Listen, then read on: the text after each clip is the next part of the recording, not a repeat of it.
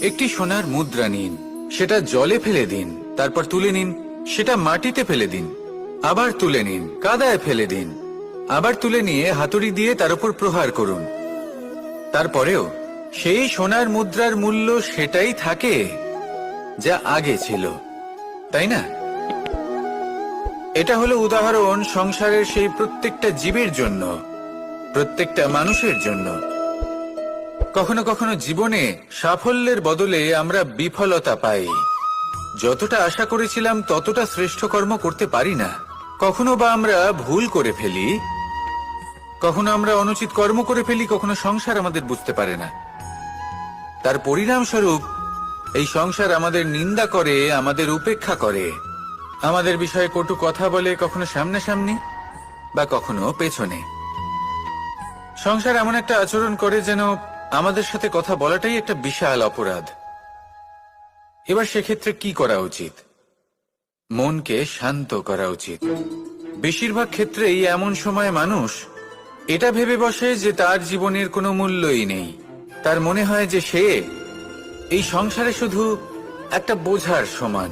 সে নিজেকে ঘৃণা করতে থাকে। ওর মনে হয় যে তার জীবন শূন্য। কিন্তু তা নয়। আপনি সোনার মুদ্রার মতো, যদি আপনার মধ্যে সেই গুণ থাকে, আপনি শ্রেষ্ঠ কর্ম করেন, আপনার মধ্যে সেই বিদ্যা থাকে, আপনি নিরন্তর প্রয়াস করেন, সৎকর্মের পথে এগোতে থাকেন, তাহলে আপনার নিজের যে মূল্য তৈরি হয় সেটা কোনো পরিস্থিতিতে কোনো ব্যক্তি আপনার থেকে কেড়ে নিতে পারবে না। শুধু নিজে ভেঙে পড়বেন না। এটা ভাবুন যে সম্মান আপনি হারিয়েছেন সেটা আপনি কিভাবে ফিরে পেতে পারেন, তার জন্য কি করতে হবে। যে ধন আপনি হারিয়েছেন সেটা পেতে হবে কিভাবে, তার জন্য কি কি করতে হবে। শান্ত মনে সবটা ভেবে দেখুন, সিদ্ধান্ত নিন এবং অগ্রসর হন। আপনি এই সংসারের কাছে তেমনই হয়ে উঠবেন যেমন আপনার কর্ম হবে। যদি তা শ্রেষ্ঠ হয় সবাই তাই ভাববে। আসুন আমার সাথে ভালোবেসে বলুন, রাধা রাধা। প্রত্যেক মানুষ নিজের জীবনে দুঃখ অনুভব করেন। প্রত্যেকের দুঃখ আলাদা হতে পারে। কারোর মনে এই দুঃখ থাকে যে সে তার বাবা মায়ের সব ইচ্ছে পূরণ করতে পারেননি। কেউ এটা ভেবে দুঃখ পান যে সে চিরকাল সদাচার করেছেন, সৎকর্ম করেছেন, কিন্তু তাও তাকে দুরাচারী বলে মনে করা হয়। কেউ এটা ভেবেও দুঃখ পান যে তার সামনে যে ব্যক্তি রয়েছেন তার চোখে তিনি শত্রু হয়ে উঠেছেন বা দুষ্ট হয়ে উঠেছেন, যেখানে তিনি হয়তো কোনো অনুচিত কাজই করেননি। এবার এই সমস্ত বিষয় নিয়ে ভেবে নিজের ব্যক্তিত্ব নিয়ে সন্দেহ প্রকাশ করবেন না।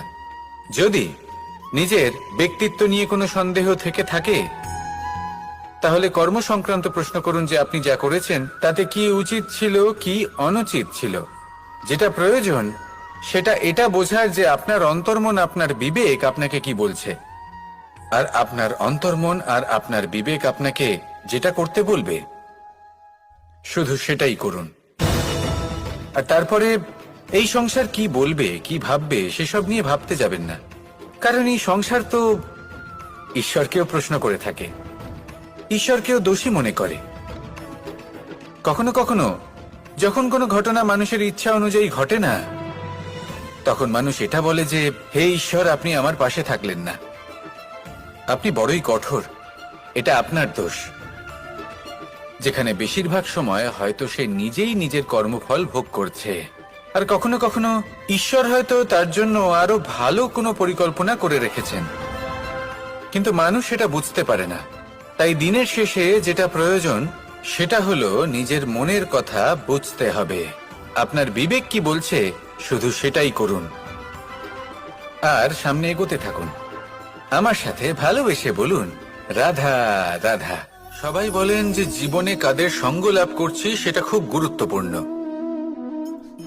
এক ঝুড়ি ফলের মধ্যে যদি একটা পচা ফল আপনি রেখে দেন তাহলে আস্তে আস্তে সমস্ত ফল পচে যায়।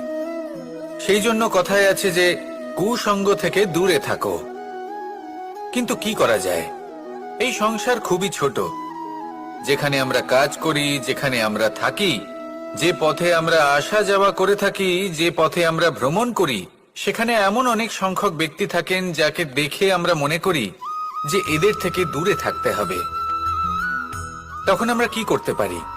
তাদের কি আমরা পরিত্যাগ করব? তাহলে এই সংসারে এমন অনেক মানুষ আছেন, তাহলে কি সংসারই পরিত্যাগ করব?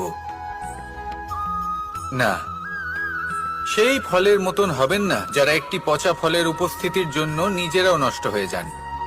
বরং হয়ে উঠুন চন্দন বৃক্ষের মতন, যেটা আসলে সাপেদের বাসস্থান, যেখানে অনেক সংখ্যক অত্যন্ত ভয়ানক বিষধর সাপ থাকে। তারপরেও এই চন্দন, সে কিন্তু নিজের শ্রেষ্ঠত্ব হারায় না, এর মূল্য কিন্তু সেই একই থাকে। মনে রাখবেন, এই সংসারে নিজের সঙ্গ বদলানোর পূর্বে নিজেকে বদলান। নিজেকে কিছুটা এমন ভাবে গড়ে তুলুন যে কেউ আসুক না কেন সে যেন আপনাকে বিভ্রান্ত বা দূষিত না করতে পারে। আসুন আমার সাথে ভালোবেসে বলুন, রাধা রাধা।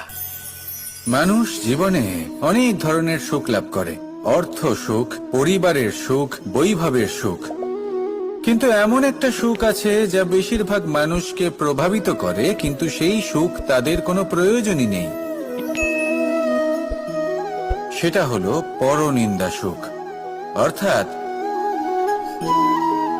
এমন কোনো ব্যক্তিকে নিয়ে নিন্দা করা, তার প্রতি অনুচিত শব্দ প্রয়োগ করা, কারণ সেই ব্যক্তিকে আপনি পছন্দ করেন না। আর এমন অনেক মানুষ আছেন যারা এই কাজ করে খুব আনন্দ লাভ করেন, যেটা করা উচিত নয়। কারণ এতে আপনার সময়, আপনার ঊর্জা, আপনার নিজের অন্তরের ইতিবাচক শক্তি আপনি নষ্ট করে ফেলছেন। আর এই সব কিছুই আপনার প্রয়োজন আছে। যাদেরকে আপনার পছন্দ নয় সেই ব্যক্তির বিষয়ে কথাই বলবেন না। সেই সব ব্যক্তির দিকে মনোনিবেশ করুন যাদের আপনি ভালোবাসেন। সেই সব কাজে মন দিন যেগুলো আপনার ভালো লাগে। সেই বস্তুর দিকে নজর দিন যেগুলো আপনার প্রিয়, নিজের লক্ষ্যের দিকে, এই সব কিছুর দিকে নয়। এমনটা করলে আপনার জীবনে আপনি সেই সব বস্তুর দিকে নজর দিতে পারবেন যারা প্রকৃত অর্থে আপনার জীবন আরো শ্রেষ্ঠ করে তোলে। এমনটাই করুন, জীবন আরো অনেক বেশি সুন্দর হয়ে উঠবে। আর তখন এই মন প্রসন্ন হয়ে বলবে, রাধা রাধা। আজ আমরা আবার সাফল্য আর অসফলতার বিষয়ে কথা বলবো। সফল ব্যক্তি কে হয় এবং অসফল ব্যক্তি কে হয়, এই বিষয়ে আমরা আগে অনেকবার কথা বলেছি। প্রত্যেক ব্যক্তি সাফল্য লাভ করতে চান, কিন্তু প্রত্যেক ব্যক্তি সাফল্য লাভের এই কাজে সফল হতে পারেন না।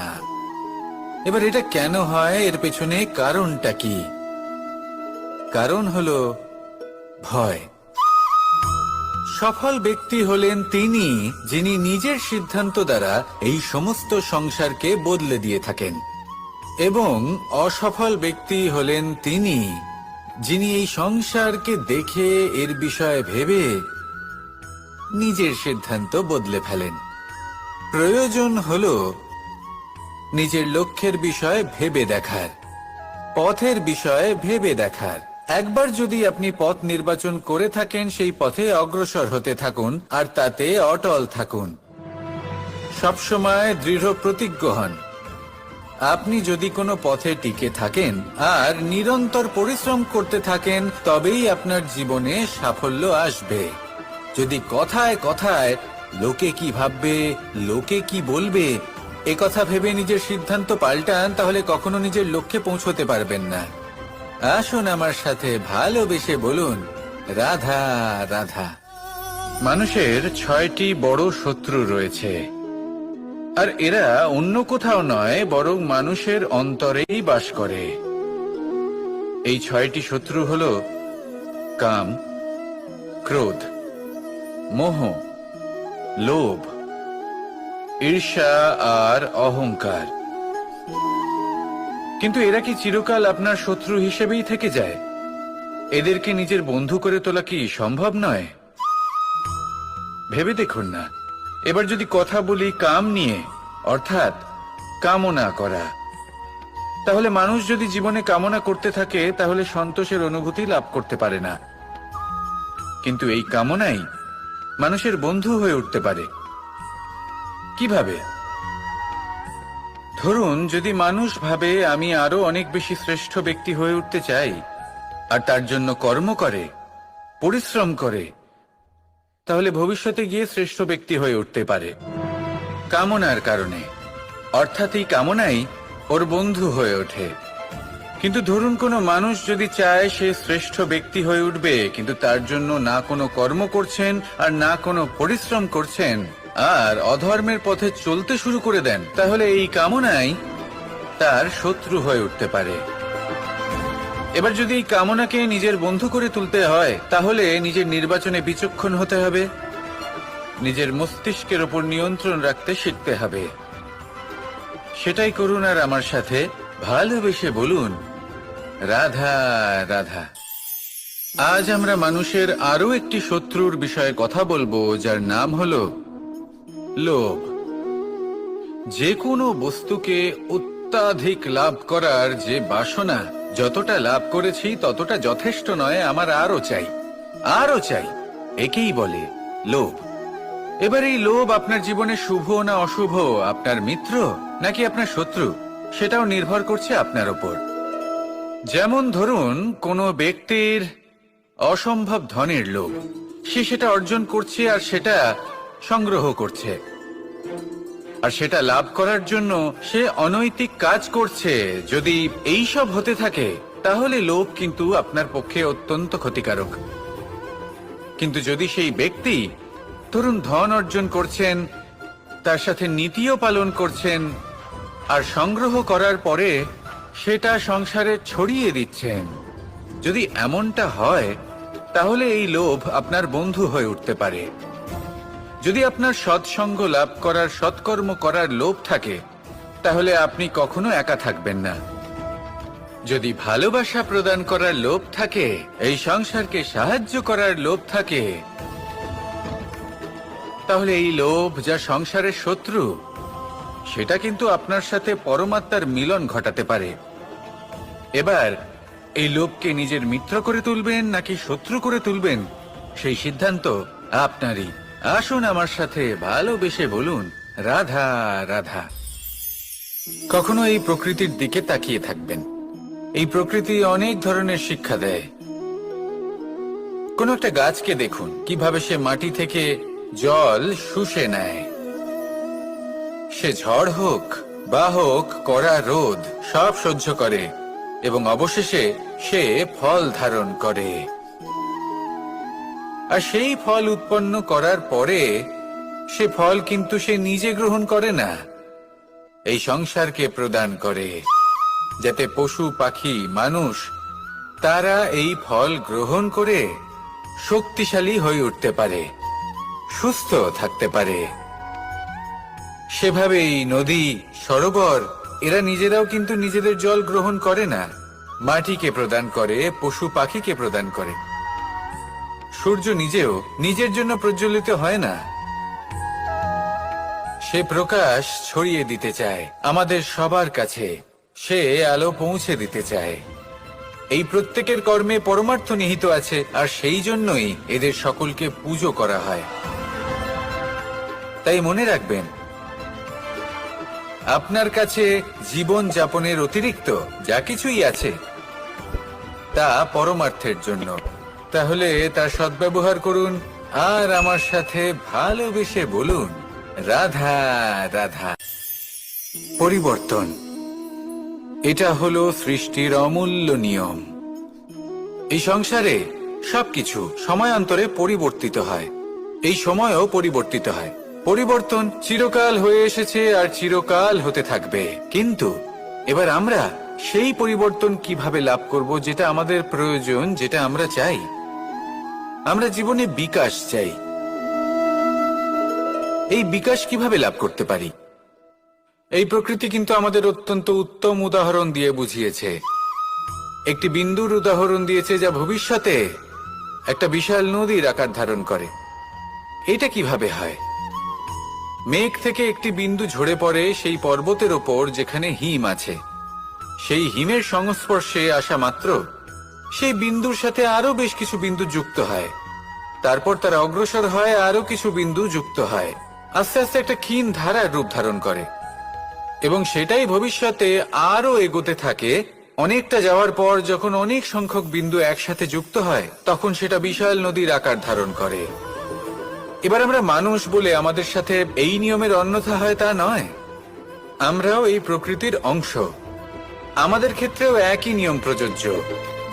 যখন পরিশ্রম করে অনেক সংখ্যক বিন্দু আমরা একত্রিত করব, তখনই পরিবর্তনের নদী প্রবাহিত হবে। প্রয়োজন হলো নিরন্তর পরিশ্রম করা এবং ধৈর্য ধরা।